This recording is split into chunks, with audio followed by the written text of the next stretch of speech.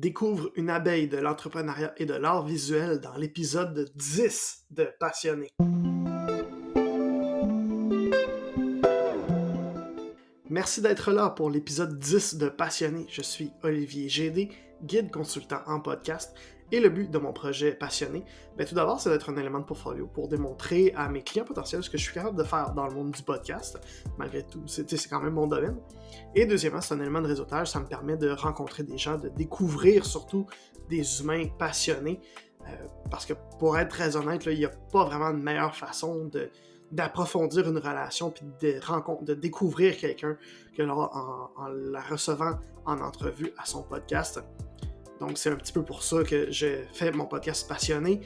Justement, le concept du podcast, c'est de rencontrer des créateurs, des entrepreneurs, des podcasteurs de tout genre pour qu'ils nous présentent leur passion, celle qui les carbure, celle qui les fait rouler à tous les jours à 100 000 à l'heure, mais aussi celle qui leur permet de refaire le plein quand l'énergie est au plus bas, parce que ça arrive à tout le monde d'être un peu plus low en énergie.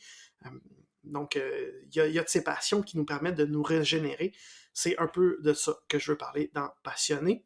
Avant de commencer, si c'est la première fois que tu es là, tout d'abord, merci d'être là.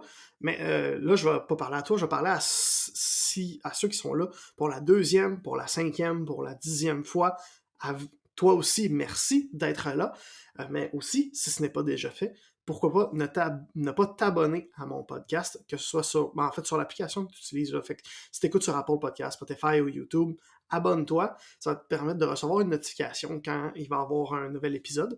Puis comme ça, tu manqueras pas les prochains. Puis en plus, moi, c'est une façon, ça me permet de dire, en fait, aux plateformes d'écoute, comme je les ai nommées tantôt, Apple Podcast, Spotify, YouTube, de dire que ce que je fais est aimé, est apprécié, est suivi, et ça leur dit aussi, hey, ce podcast-là, il fonctionne bien, il est bon, il est apprécié, on va le montrer à plus de gens. Donc, ça m'aiderait énormément si tu t'abonnais.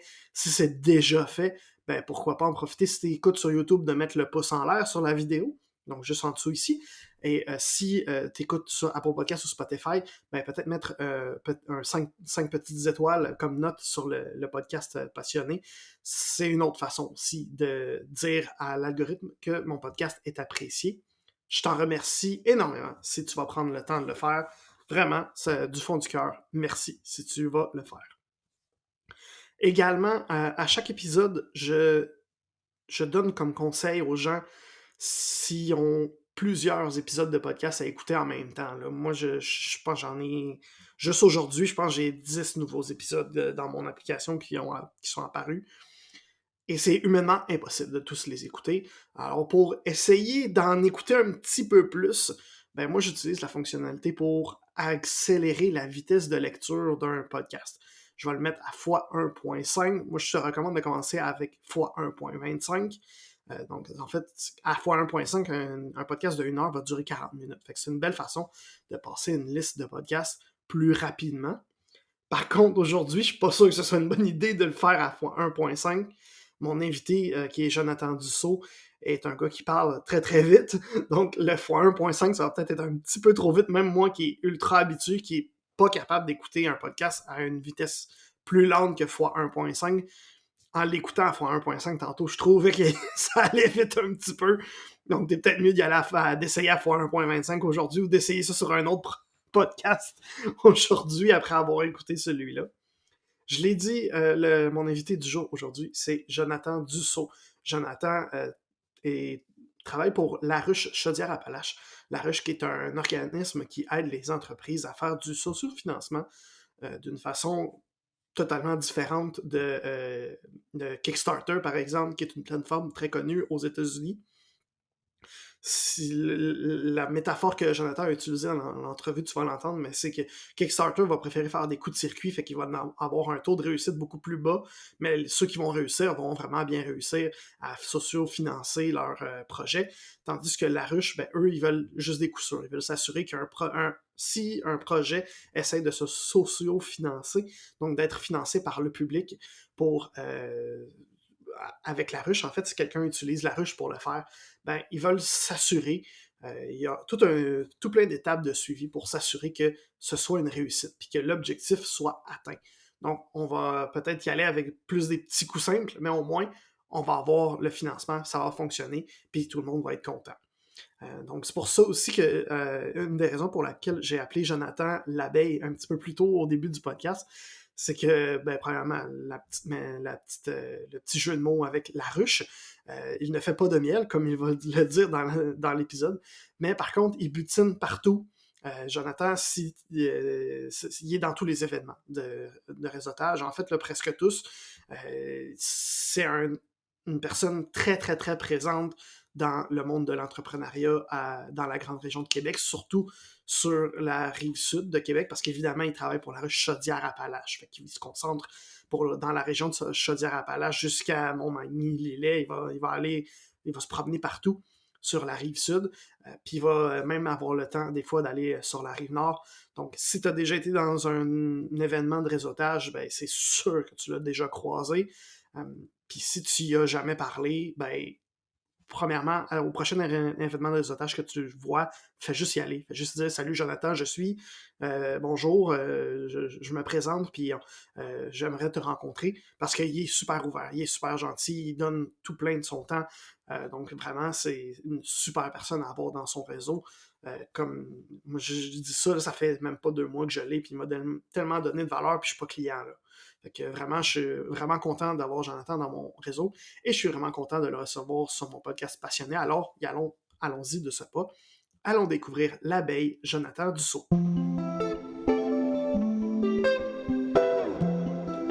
Jonathan Dussault, tu es directeur de La Ruche Chaudière-Appalaches. Bienvenue sur le podcast Passionné. Merci d'avoir accepté mon invitation. Surtout que t'es un gars bien occupé. J'ai l'impression en fait que t'es partout en même temps. On essaye en tout cas.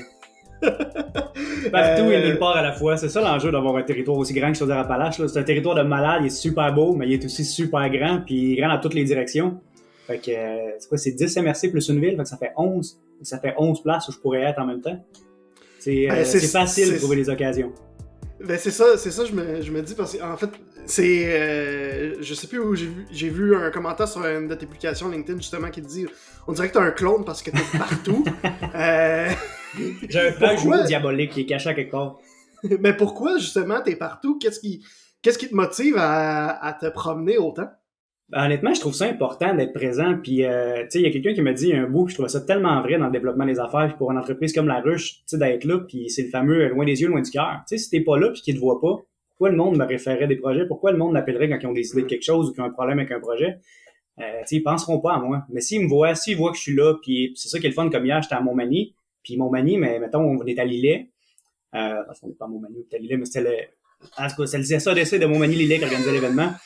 Puis le monde me disait « Hey, mais t'habites-tu dans le coin, toi? » Je dis « Non, mais quoi, ça fait 3-4 fois que je te croise. » Ouais, parce que je trouve ça important.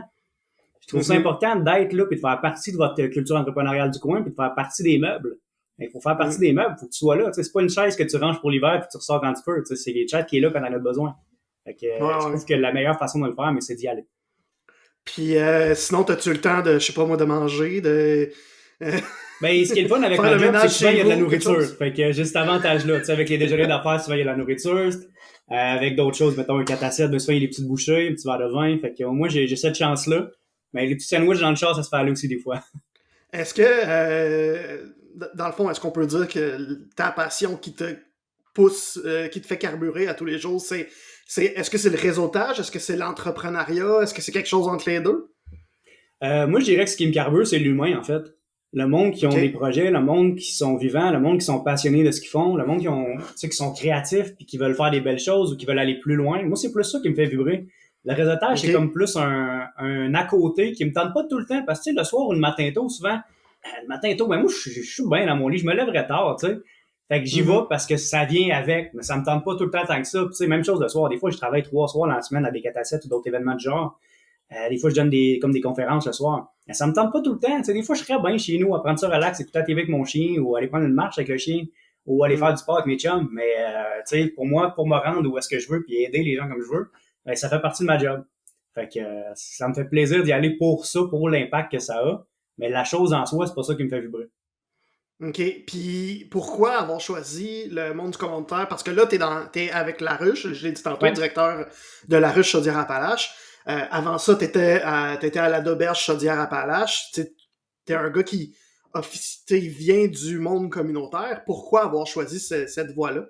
Je pense que c'est un monde qui nous choisit plus que l'inverse. Je pense que comme beaucoup, je l'ai essayé en voulant voir ce que c'était, puis en recherchant l'autonomie qui s'offrait, puis la latitude, puis l'idée, la droit d'avoir des projets, puis la créativité pour les réaliser, puis le fameux faire à ta manière, puis ce qui est important, c'est où est-ce qu'on se rend, comment qu'on se rend, puis avec qui. Le communautaire, c'est une terre de travail d'équipe, puis de mobilisation, puis d'essayer de changer le monde. Ça m'attirait vraiment beaucoup. Puis en l'essayant, on dirait que je suis comme tombé dedans, puis après ça, c'est vrai que la porte de sortie s'est refermée en arrière de moi, puis c'est fini, et puis sorti de ça, là.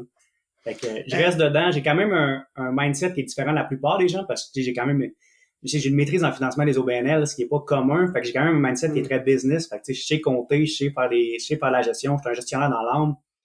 J'amène une autre couleur que souvent les OBNL qui peuvent être gérés par des intervenants, par exemple.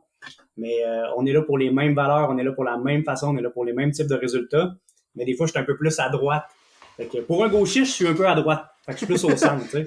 Ben, c'est ça, je m'en allais dire. En fait, c'est que quand on parle, mettons, du monde communautaire, souvent, on va mettre le monde communautaire en opposition avec le monde business, si on veut. Puis tout a l'air de vraiment mêler les deux en même 100%, temps. 100%. D'amener la business dans le communautaire. Mais qu'est-ce qui t'a amené? Tu dis, c'est le monde communautaire qui t'a choisi. Et qu'est-ce qui t'a amené vers là? Je trouve ça tellement semblable. Le pire, c'est dans les deux cas, par exemple, il faut faire soit des ventes ou aller chercher de l'argent ou quoi que ce soit, mais aller chercher de l'argent, demander un don, au final, c'est une vente. C'est juste que ce que tu vends, c'est un projet, c'est un idéal. Fait que, au final, c'est la même action, et juste, on l'a déconstruit, mais ça revient au même. Fait que non, moi j'aime beaucoup l'approche humaine, puis mettre de l'avant un peu comment qu'on peut rendre notre société meilleure, comment qu'on peut aider notre prochain. Puis j'aime beaucoup la notion aussi de filet social dans laquelle il faut qu'on se tienne mutuellement, qu'on se soutienne, puis que la société est seulement aussi forte que ceux qui sont en bas. Puis de prendre soin de nos plus démunis et autres. Fait que je trouve que le communautaire, c'est un bel endroit pour le faire. Là, je suis plus dans le communautaire pur et dur. On s'entend qu'avec la ruche, je suis dans un communautaire qui est assez différent. Je suis dans un non-profit qui prend beaucoup plus soin des entrepreneurs, autant ceux qui sont en démarrage, qui ont vraiment besoin d'aide des fois, que ceux qui tombent entre plusieurs chaises, ou est-ce que le financement est plus dur à aller chercher et autres, que de faire de l'accompagnement, du mentorat et autres. Là. Mais au final, ce qui est bref, ça reste la même chose, de rendre la société meilleure, d'avoir des projets un peu partout, d'avoir des services pour nos communautés, même si ça passe souvent par des Inc. En fait, souvent c'est des Inc. qui vont se former un marché dans un quartier ou dans une petite ville ou dans un village. C'est souvent le cœur du village, mais c'est des projets qu'on peut soutenir. Ça peut être des projets d'expansion de 200, 500, 1 million. Ça peut être n'importe quoi, tu sais. Fait que je trouve ça le fun d'être au cœur de tous ces projets-là puis de toutes ces mobilisations-là, que ce soit Inc., OBNL, Coop ou autre. Là. Ouais, ben en fait, on va en parler. J'ai le goût d'en parler de la ruche. Ça fonctionne comment pour quelqu'un qui ne connaît pas la ruche? C'est quand même assez gros, là, mais ça peut quand même. Ça se peut qu'il y a des gens qui connaissent pas ça. Encore, là. Non, on fait pas de miel. On fait dans le fond, on fait du financement qui est participatif. On a un nouveau slogan qui est super le fun, c'est on socio-finance vos projets. Puis, ce qui est intéressant avec ce qu'on fait, c'est qu'au final, au lieu d'aller chercher un prêt que tu sais pas comment tu vas rembourser parce que tes ventes sont pas assurées, nous autres, on fait l'inverse. On prévend quelque chose, puis si tu l'as, on te donne ton argent. Fait qu'on tourne un peu la façon de faire les projets. Puis moi, la partie que j'aime vraiment le plus de ce qu'on fait, c'est que souvent, en tant que Québécois, puis je dirais que ça doit être pas mal de même partout dans le monde, là, quand on investit dans nos business ou qu'on investit dans nos affaires, souvent, on le dit pas. On met pas ça de l'avant, on n'en parle pas trop, mais pourtant, les gens sont vraiment intéressés à ça. Puis je donne l'exemple du marché Richelieu qui est dans mon coin, il est en rénovation en ce moment, mais ça me prend 4 fois plus de temps à passer à la caisse qu'avant parce que le monde a des questions, le monde veut le savoir ce qui s'en vient. Le monde est vraiment curieux. Puis tu sais, le monde, premièrement, les premières questions, c'est là, vous fermez pas, là c'est pas... on n'est pas en train de démolir. C'est toujours la réponse de la question. Non, on est en train d'agrandir. Il va y avoir une boucherie qui s'en vient, des affaires de plus. Puis le monde, ouais, quel genre de nouveaux produits on va avoir? Qu'est-ce qu'on fait? C'est un gros investissement. On est curieux. Puis c'est correct, c'est une bonne affaire, mais en tant qu'entrepreneur, c'est important. Mettez de l'avant ce que vous faites, mettez de l'argent que vous investissez, puis donner l'occasion aux gens d'être un peu des investisseurs dans ces projets-là, en ayant embarqué dedans, puis en restant à votre core business. Parce que quand on prend soin du monde et qu'ils ont ce sentiment d'appartenance-là, ils sont là pour rester. C'est ça qui est intéressant. Concrètement, pour moi qui est un jeune entrepreneur dans le monde du podcast, comment la ruche pourrait m'aider? Ben, il y a plusieurs façons. Ça dépend de ce que tu veux faire dans le monde du podcast. Comme quand on s'était parlé l'autre fois, ça dépend. Ouais. Veux-tu acheter de l'équipement? Veux-tu te construire un studio? Veux-tu travailler ta fidélisation, ta clientèle, puis aller chercher des nouveaux clients? C'est sûr que tu pourrais présenter ton offre de service puis la mettre de l'avant. En tant que quelqu'un qui est nouveau, ton offre de service n'est pas connue. Fait que la mettre de l'avant, d'avoir une fenêtre d'opportunité dans laquelle tu peux faire rentrer des ventes, d'aller chercher des gens que tu vas garder sur le long terme, ben, ça pourrait être super bon. Fait que si mon objectif, par exemple, c'est je veux m'acheter un studio, je veux me créer un studio d'enregistrement de podcast, par exemple. Yes.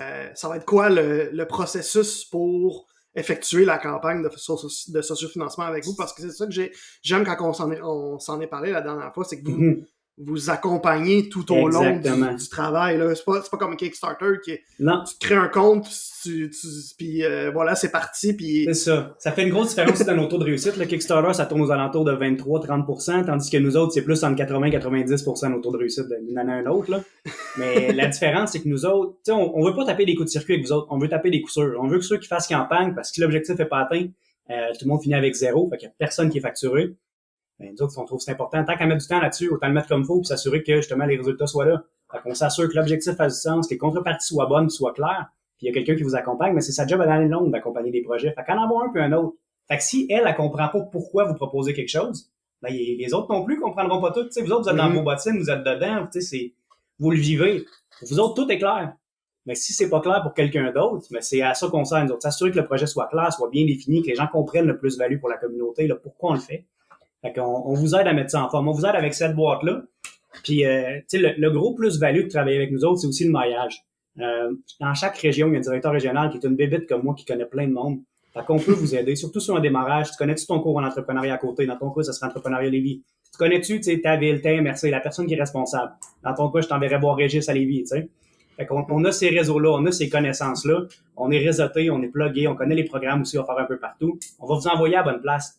Si dans votre cas, c'est plus facile d'aller chercher un prêt ou d'aller voir autre chose, ou dans le cas des OBNL, d'aller chercher une subvention quelconque, mais si je la connais, on va vous dire d'aller voir ça. Le but, c'est que ça soit simple et qu'il y ait des projets chez nous. Qui passent par moi ou pas, moi, c'est pas ma finalité. Tu l'es pas à mon boss, par exemple, peut-être qu'il aimerait moins ça, savoir des fois j'en envoie ailleurs, là, mais... On y enverra pas le lien de non, c'est ça. Dans le fond, pour vrai, je le cache tellement pas, là, mais il y en a plein que j'envoie ailleurs parce que c'est plus simple et que ça fait plus de sens pour eux autres d'aller voir ailleurs. Puis on fait tout ça, honnêtement. Notre but, c'est que ça soit beau, ce qui se passe chez nous, puis que ça soit simple, puis que ça aille bien. Là, ça fait combien de temps que tu es avec La Ruche, à peu près? Là, je t'ai rendu à peu près 1 an et demi, là.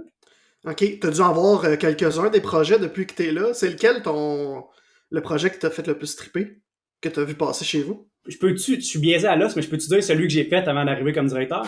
J'ai aussi fait un projet pour La Ruche à l'époque. Fait que je dirais que si j'ai pas le choix d'en choisir un, ça serait celui-là mon préféré, là.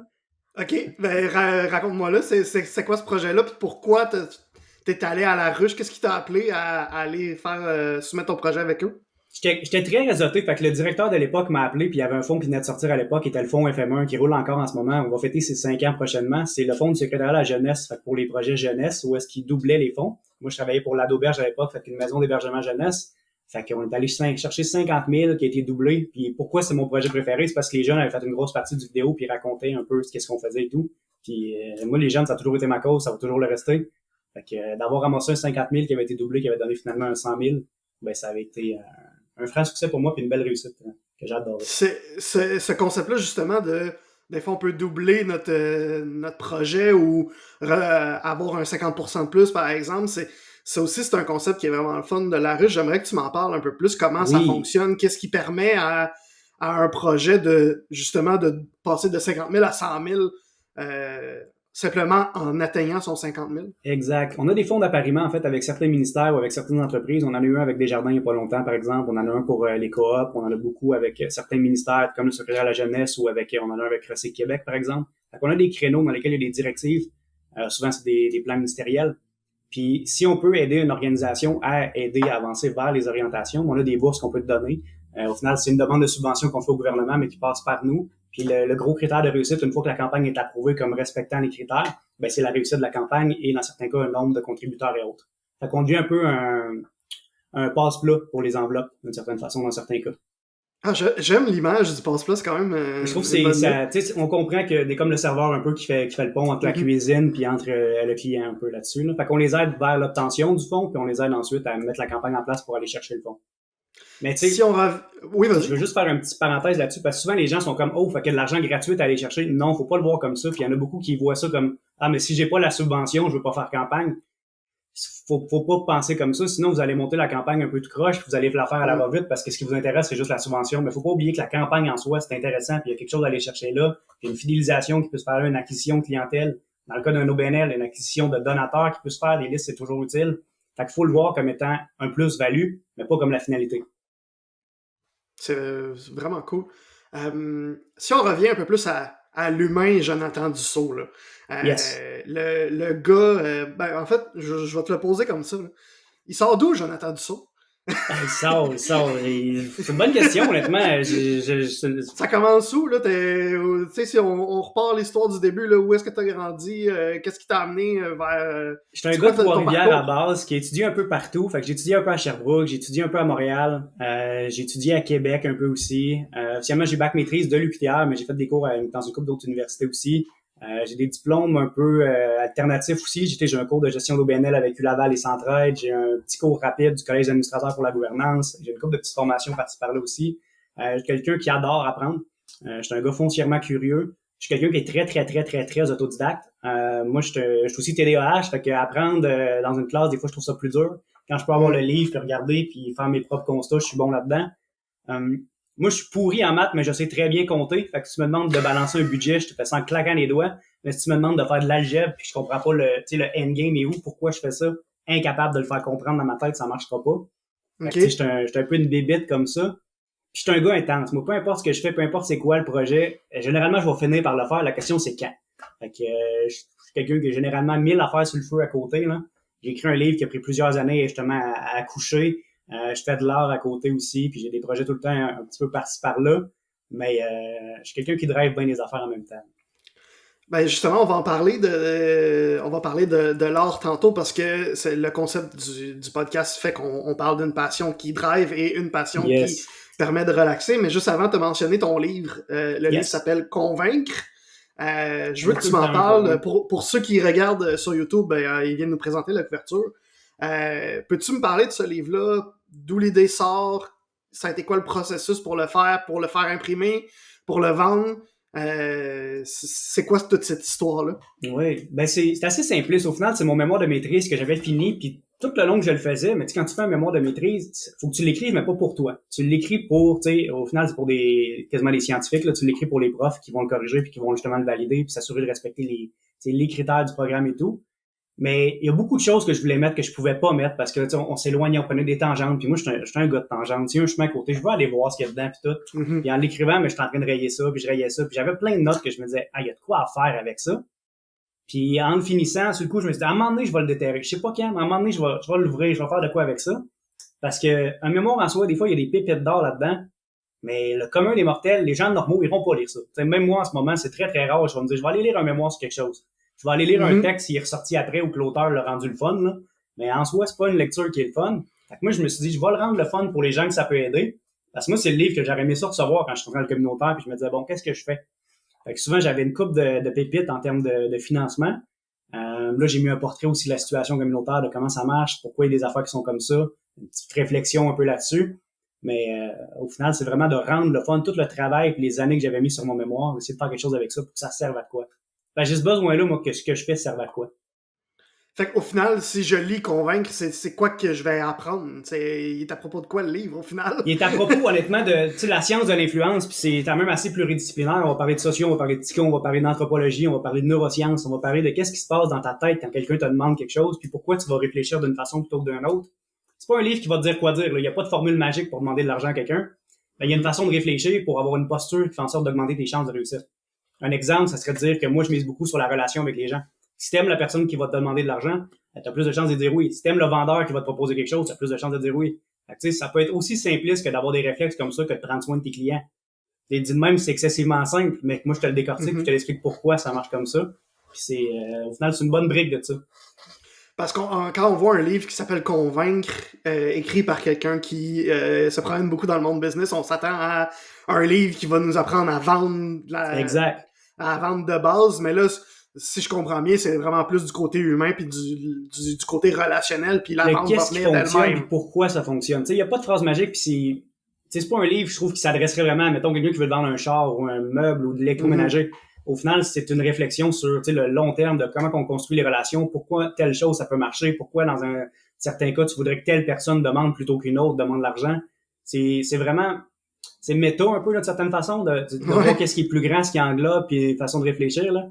Je l'ai dit, moi je suis passionné des humains, puis ça c'est un livre sur les humains, puis comment que les humains réfléchissent, puis pourquoi.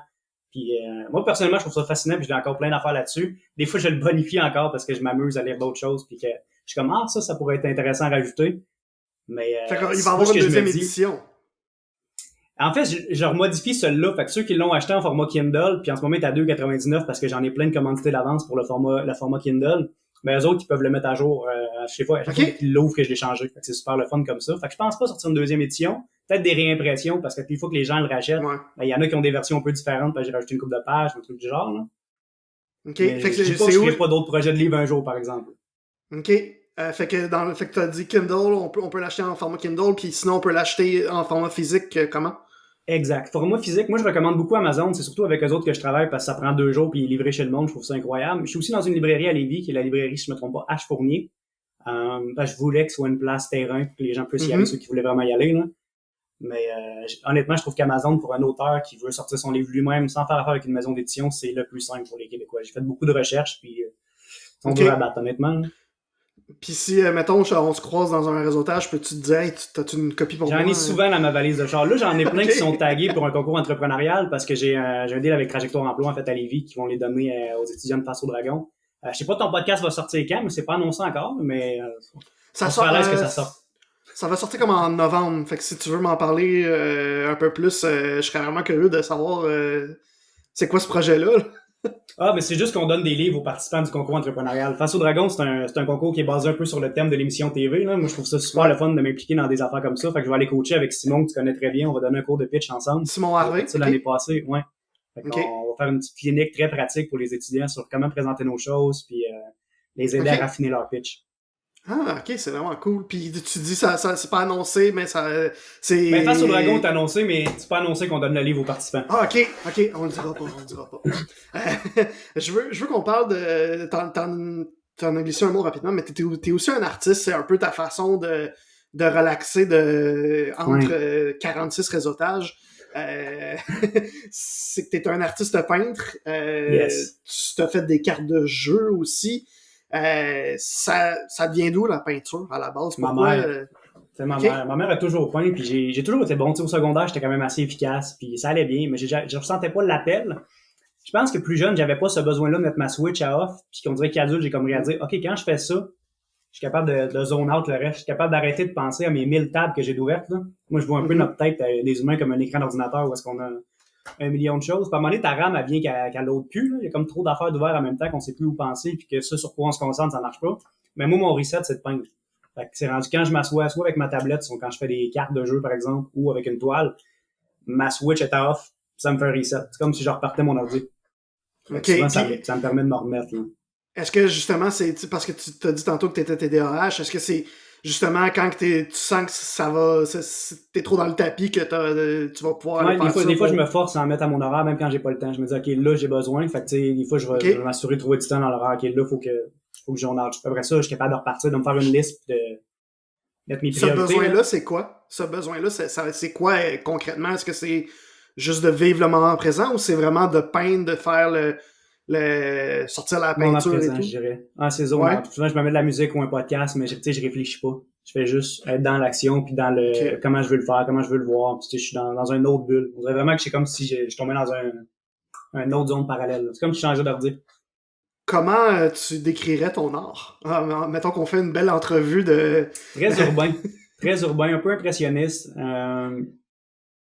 Très, tu sais, moi, mon préféré, je dirais, comme artiste, moi, c'est Basquiat. Je dirais, je suis quand même inspiré un peu de Basquiat, beaucoup dans son style urbain, mais en même temps avec une approche qui est quand même très autre, par le fait que je suis vraiment moins abstrait que lui.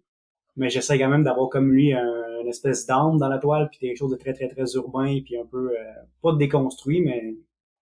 OK. Pour une personne qui connaît absolument pas l'art comme moi, peux-tu refaire cette phrase-là en français? C'est, écoute, je vais te montrer un exemple. En fait, j'ai tout le temps les toiles partout chez nous. Je vais t'en montrer une qui est en avant de moi en ce moment. Fait que, aujourd'hui, c'est important d'écouter le podcast sur YouTube, les amis. Fait que ça peut donner un exemple. OK, fait que ça, c'est une toile comme... OK. C'est un autre exemple. Ma couverture de livre, c'est moi qui l'ai faite, là. Fait que ça aussi, c'est quand même un peu mon style de... On s'entend que c'est très épuré parce que c'est un cover de livre, là. Mais je suis plus dans l'émotion que dans le visuel en soi.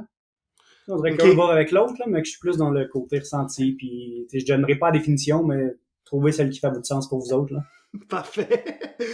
Puis ouais, tes cartes de jeu, c'est-tu Ça vraiment sent des bien. Je cartes travaille fort là-dessus, honnêtement. Je travaille fort là-dessus. J'aime ça sortir des projets un peu qui sortent de l'ordinaire de même, là. Puis, tu sais, il y a quand même un côté entrepreneur là-dedans aussi. Fait que je trouve ça le fun aussi de, tu sais, de réfléchir à mes coups, à comment je vais le faire, penser à ma boîte, penser à mes petites affaires, là.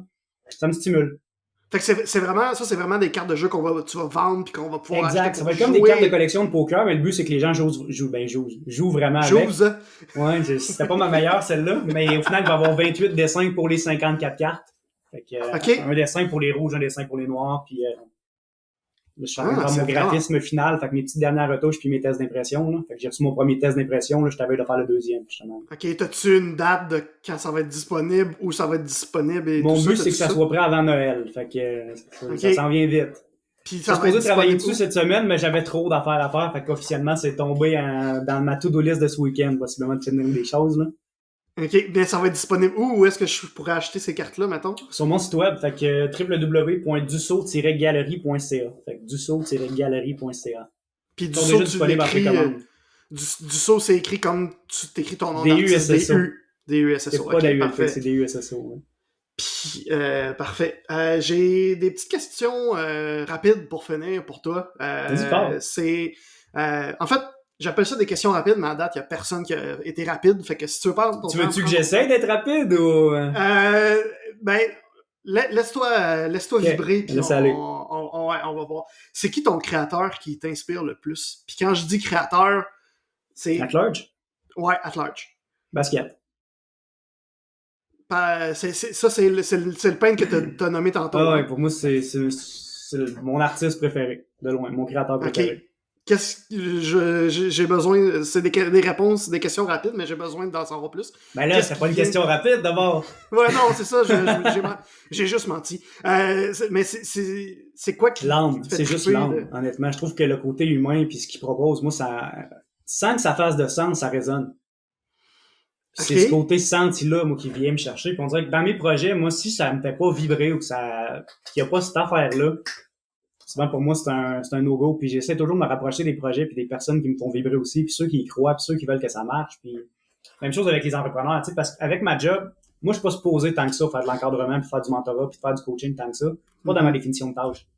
Mais avec l'expérience que j'ai, avec l'expertise que j'ai, avec ce que je vois aller, mais je me sens interpellé d'en aider quand même pas mal, puis d'aller donner du temps, puis de prendre le temps, tu sais, de jaser avec le monde, puis de regarder, hey, je peux-tu aider, je peux-tu faire quelque chose pour toi, je peux-tu te donner mon opinion sur ton plan, puis où est-ce que tu t'en vas, puis poser les questions, parce que souvent, moi, quand j'aide, c'est plus en posant des questions qu'en disant quoi faire, là.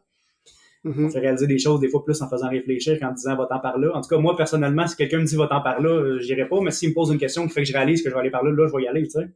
Je comprends. Fait que, je dirais que c'est du senti, moi, qui vient me chercher beaucoup. C'est quoi ton coup de cœur des derniers temps, autant en art que sur la scène entrepreneuriale ou communautaire? Mon coup de cœur, c'est une bonne question, ça, honnêtement. Moi, j'ai beaucoup de coups de cœur. J'ai tout le temps des coups de cœur. Fait que c'est dur d'en cibler un. Là, moi, je suis un passionné, comme ton podcast il dit, là. Fait que dès quelque chose que je vois qui est cool, moi, ça m'accroche, là. J'aime bien la campagne du village aventurier qu'il y a eu lieu sur la ruche. Moi, ça, pour moi, c'est un très, très beau coup de cœur. C'est un projet qui est super le fun. C'est un projet qui est senti. C'est un projet qui a un plus-value pour la communauté. Sinon, j'aime bien le projet qui s'en vient après Noël de Cultiver pour partager, qui vient de sortir à Radio Cannes il y a pas longtemps, qui a la conférence de presse cette semaine. J'aime beaucoup les projets qui sont mobilisateurs, qui aident vraiment une partie de la communauté. Là. Ça, c'est ce qui me fait le plus triper. Fait que ça serait ça ma réponse, je pense. Ça va changer après-midi. Fait que si tu me rappelles dans 1 heure, je t'en donnerai un autre. OK. Parfait. Partie 2, enregistrée plus tard cet après-midi. Ton coup de gueule, à l'inverse, dernièrement. Ah, on s'en va-tu là? Vas-y. Elle est facile, là, mais troisième lien. C'est tout ce que je vais dire, mais troisième lien. Parfait. J'ai rien d'autre.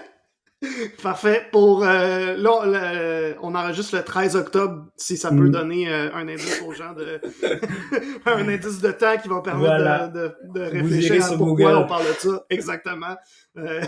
Parfait. Ton défi des prochains mois, ça va être quoi? C'est quoi que tu veux... Sur quoi tu veux axer ce que tu fais? Très bonne question. Je dirais, là, puis c'est quelque chose qui revient, puis j'essaie souvent de garder en priorité ultime. Pour moi, ça va toujours être, je pense, la santé mentale. Je trouve ça important de prendre le temps, tu sais, puis de penser à soi, puis je trouve que c'est facile, quand on est passionné, de toujours être de trop faire d'affaires en même temps, puis j'aimais beaucoup dans ton podcast avec Marc Boilard, justement, sa façon de dire, tu sais, de lâcher prise. La fameuse loi de Pareto, il parle de la loi de Pareto inversée, puis il n'y a pas tort. Moi, j'ai tendance à mettre trop de temps dans mon 20%, à pas lâcher les choses, à pousser, à vouloir plus que les autres. Ce sur quoi je travaille beaucoup, c'est que d'arrêter d'essayer les gens des fois qui veulent pas s'aider, de choisir à quel moment je peux décrocher moi aussi puis me permettre de tirer à plat plus vite, puis de prendre soin de moi. Puis je trouve qu'on devrait tous prendre plus soin de nous-mêmes. Je trouve que c'est plus facile de prendre soin de son prochain que de soi-même. Fait que j'essaie beaucoup de garder ça dans ma to-do list. Pense à toi. Puis comment tu vas faire ça? Ça, c'est la question auquel je n'ai pas la réponse encore, mais je commence à travailler sur des choses en particulier. Je commence à voir, j'ai un petit agenda comme ça qu'à chaque dimanche ou lundi soir, je m'écris mes pensées de la semaine, fait que où est-ce que je m'en vais, qu'est-ce qui est important pour moi, comment je me sens, qu'est-ce qui fait que je me sens comme ça. Fait que juste mes petites notes. Fait du bien de le mettre juste par écrit puis de se structurer puis de le savoir, puis des fois je remarque, OK, je suis stressé. Juste de se poser puis de se poser la question, tu le réalises. Fait que tu fais comme, OK, qu'est-ce que je peux faire? Y a-t-il quelque chose que je peux déléguer? Y a-t-il quelque chose que je peux lâcher? Y a-t-il quelque chose que je fais qui, selon moi, vaut pas la peine? Fait que, des fois, ça te permet d'épurer un peu ta liste de choses à faire pour la semaine en disant, OK, ça, finalement, on s'en fout. Je le fais, mais ça vaut pas la peine. C'est la plug. OK. Ah, wow. J'aime vraiment ça. C'est vraiment une bonne idée. Je pense que je vais commencer à l'appliquer même. Parce que mon autre projet, je sortirai un livre de ça. Il va être vide. Il va être rempli par vous autres. Parfait, ça. C'est parfait. En terminant, on te suit où si on veut soit connecter avec toi ou savoir dans quel réseautage tu es dans 2 heures? Les réseautages, moi, je suis membre de 4 chambres de commerce. Fait que si t'es dans Québec, Lévis, logiquement, tu vas me croiser à quelque part si t'es un peu actif. Si tu me croises pas, normalement, c'est toi le problème. Puis, parfait. je suis très vite sur le Python sur LinkedIn. Je dirais que c'est le média social que j'utilise le plus. Sinon, pour l'art, j'utilise beaucoup Instagram. Fait qu'avec ma page, mon site web que j'ai nommé tantôt, vous allez pouvoir trouver mes pages d'art et tout. Puis, c'est ça. Sinon, je suis très, très, très jasable pour un café ou une bière dans un 4 à 7. Puis, ça me fait plaisir de vous entendre parler. Bon, parfait. Fait que je vais mettre en lien de la description du podcast le lien vers ton LinkedIn puis le lien vers le Instagram de ton compte d'artiste. Fait que comme ça, on va pouvoir connecter tout le monde vers toi. Merci beaucoup, Jonathan Dussault, mais ça me fait plaisir. J'aime ça. Moi, je trouve que tu travailles fort, puis c'est le fun de voir des passionnés justement à l'œuvre. Puis écoute, je peux être utile pour quoi que ce soit. Gêne-toi jamais. Ben écoute, tu l'as été déjà à quelques reprises depuis qu'on s'est rencontrés là, un mois peut-être, là, puis tu m'as déjà aidé. Pardon? Ça passe vite, hein? Ouais, c'est fou, hein? C'est l'enfer. Mais ouais, ça fait à peine un mois qu'on se connaît, puis déjà, tu m'as déjà beaucoup aidé, fait que je l'apprécie vraiment. Puis j'apprécie encore plus que t'es passé sur Passionné, puis que t'as été aussi généreux. Merci beaucoup. Et ça me fait plaisir, mon cher.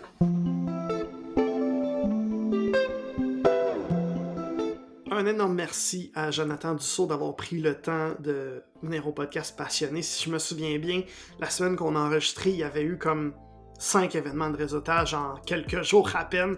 Il devait être brûlé. Donc, merci Joe d'avoir pris le temps de venir me jaser à mon podcast Passionné. J'espère te rendre l'appareil et aller passer sur ton podcast un jour. Parce que pour ceux qui ne sont pas au courant, Jonathan Dussault n'a pas de podcast. Mais ça y est arrivé plusieurs fois de me dire « Ah, c'est quelque chose qui me tente, j'aurais le goût de le faire. » Fait que, allez donc, il met de la pression. Là, « Hey Joe, commence ton projet de podcast, on veut l'entendre. » Ça va peut-être le convaincre de le faire un petit peu plus tôt qu'il l'a prévu. D'ailleurs, cher auditeur, merci beaucoup d'avoir été à l'écoute aussi jusqu'à la toute fin. J'apprécie vraiment. Pour moi, ça vaut tout l'or du monde de savoir que des gens écoutent mon podcast et l'apprécient et qu'ils l'écoutent jusqu'à la toute fin, puis qu'ils vont en écouter un autre après. Vraiment, je l'ai apprécié énormément. C'est un de mes coups de cœur. Vraiment, quand on me dit ça, là, je suis vraiment content. Justement, si tu es à l'écoute jusqu'à la toute fin, oui, je veux te remercier, mais je veux aussi te demander, je te l'ai demandé au début de l'épisode, mais là, je te le redemande plus clairement. Si tu écoutes sur Apple Podcast ou Spotify, j'aimerais vraiment beaucoup que tu mettes 5 étoiles sur mon projet, ou au pire, mets-en 4, là, c'est correct. Je sais que je suis pas parfait, mais je l'apprécierais énormément. Ça m'aide énormément à découvrir, en fait, à être découvert par d'autres personnes, par d'autres auditeurs. Ça m'encourage énormément également à continuer de faire mon projet de podcast. Si t'es sur YouTube, c'est le pouce vert qu'il y a juste en dessous de la vidéo. Donc, si tu le fais, je l'apprécierais énormément, vraiment du fond du cœur. Merci. Parlant de coup de cœur, c'est quelque chose que je demande à tous mes invités de podcast. Ton coup de cœur des derniers jours. Je veux juste prendre quelques secondes pour dire le mien. Aujourd'hui, j'enregistre. En fait, si je te parle un petit peu de ce qui se passe derrière le rideau de mon podcast passionné, j'enregistre tous les épisodes une semaine avant de les entrevues sont souvent enregistrées plusieurs semaines à l'avance, mais le reste du podcast est enregistré un petit peu moins d'une semaine avant la parution. Fait qu'aujourd'hui, on est le 15 novembre et cet épisode de podcast sera diffusé le 21 novembre. Donc, ça va avoir fait un petit bout que c'est passé, là. Mais en fin de semaine, j'étais au spectacle 20 ans d'ascension de la maison de disques 7e ciel, qui est la plus grosse maison de disques de rap québécois, de rap francophone en Amérique du Nord. C'était au Centre Bell. On était, je pense, c'est 9000 personnes. On a rempli un des plus gros setups de show que le Centre Bell peut recevoir. Puis vraiment, c'était magnifique du début à la fin. Moi, j'ai commencé à écouter du rap québécois il y a 15 ans. Puis ça prenait tout pour avoir une toune qui jouait une fois dans toute la semaine à une station de radio ou avoir un spectacle pas loin, avoir un spectacle dans un événement un peu populaire, genre je sais pas moi, une Saint-Jean-Baptiste ou quelque chose comme ça, ou juste dans un bar. Ça prenait tout pour avoir ça. Puis là, ben, 7e ciel a rempli le Centre Bell. Je veux vraiment féliciter aussi tout le monde qui était sur le spectacle. C'était un spectacle de débile. Fait que si t'étais là, t'as trippé sûrement autant que moi j'ai trippé. Je veux remercier aussi mon ami Jonathan Traverse qui travaille pour 7e ciel, qui a travaillé en débile puis a été super généreux avec moi pour me donner des petits privilèges qu'un fan n'aurait pas habituellement. Steve Jolin, merci beaucoup pour tout ton travail, pour vrai. Anna Dodge, le créateur de 7e ciel, 20 ans de dur labeur, mais j'ai l'impression que depuis samedi dernier, tu te sens beaucoup plus léger et beaucoup plus fier de ce que tu as fait. Vraiment, c'était génial. La semaine prochaine, on va être de retour. Cette fois-ci, on va découvrir Marie-France Gosselin. Alors, j'aimerais juste à te souhaiter une bonne semaine et à bientôt.